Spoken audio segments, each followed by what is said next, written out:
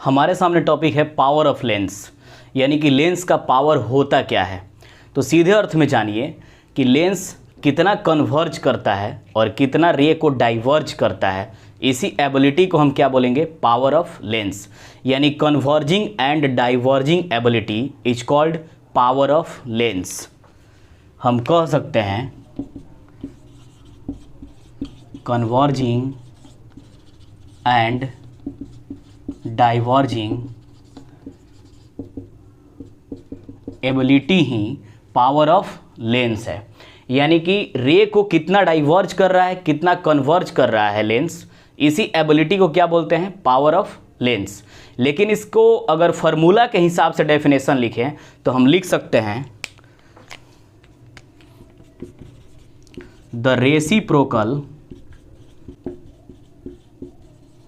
Reciprocal of focal length is called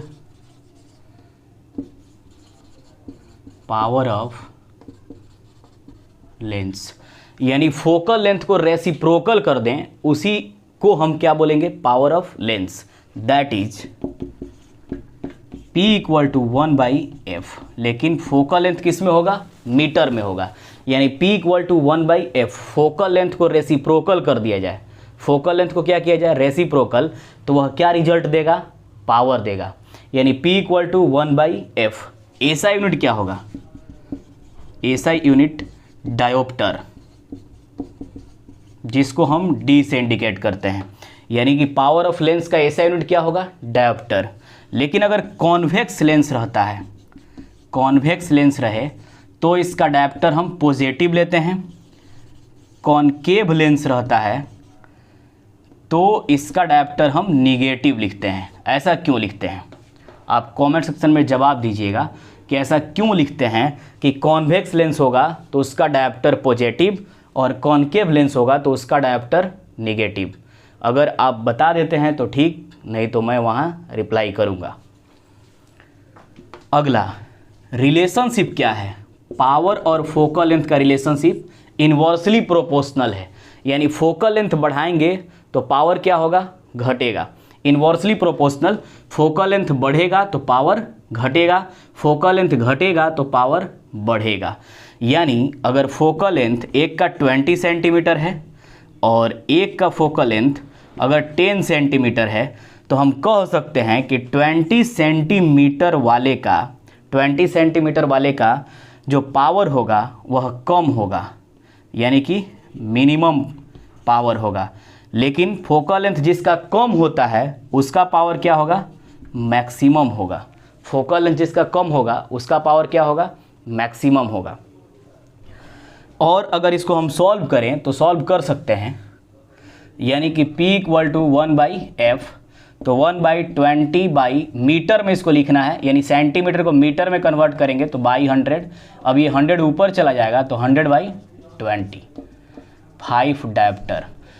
दूसरा solve करें तो P = 1/f, यानी 1/10/100, यानी 100/10 कितना होगा, 10 डायोप्टर। आप देख रहे हैं कि इसका फोकल लेंथ कितना था, 10 सेंटीमीटर, तो इसका डायोप्टर यानी पावर कितना आया, 10 डायोप्टर है, ज़्यादा आया। इसका फोकल लेंथ 20 था तो इसका पावर क्या आया, 5 डायोप्टर, यानी कम आया। फोकल लेंथ ज़्यादा होगा तो पावर क्या होगा, कम। फोकल लेंथ कम होगा तो पावर ऑफ लेंस क्या होगा, ज़्यादा होगा। अगर हम थिन और थिक लेंस की बात करें, एक मेरे पास थिक लेंस है और एक मेरे पास थिन लेंस है, दोनों स्थिति में किसका फोकल लेंथ ज़्यादा होता है, थिन लेंस का फोकल लेंथ ज़्यादा होगा।